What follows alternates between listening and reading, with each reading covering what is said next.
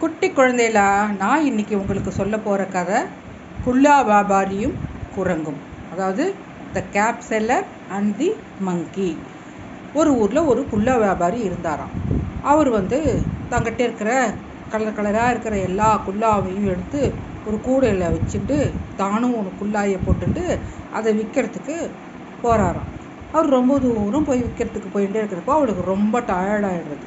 அதனால் அங்கே ஒரு மரத்தை பார்க்குறாரு. அந்த மரத்து நிழலில் கொஞ்சம் நேரம் படுத்துக்கலாம் அப்படின்னு சொல்லிட்டு அவருடைய குல்லா அந்த இருக்கக்கூடிய அந்த கூடையை பக்கத்தில் இறக்கி வச்சுட்டு படுத்துட்டு தூங்குறாரு.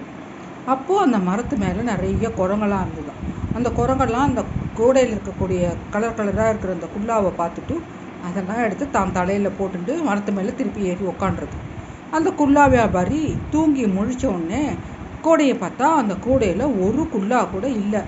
என்னடா அப்படின்னு சொல்லிட்டு மேலே பார்த்தாக்கா அந்த மரத்து மேலே இருக்கிற அந்த குரங்கு எல்லா குல்லாவையும் தூக்கி போட்டுன்னு உக்காண்டிருக்கு.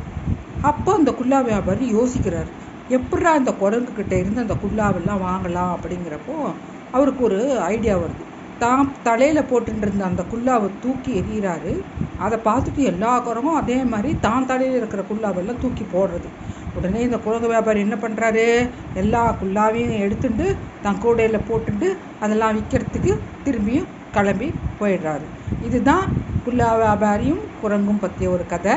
அடுத்த கதையை நான் அடுத்த வீடியோவில் உங்களுக்கு சொல்கிறேன். பாய்.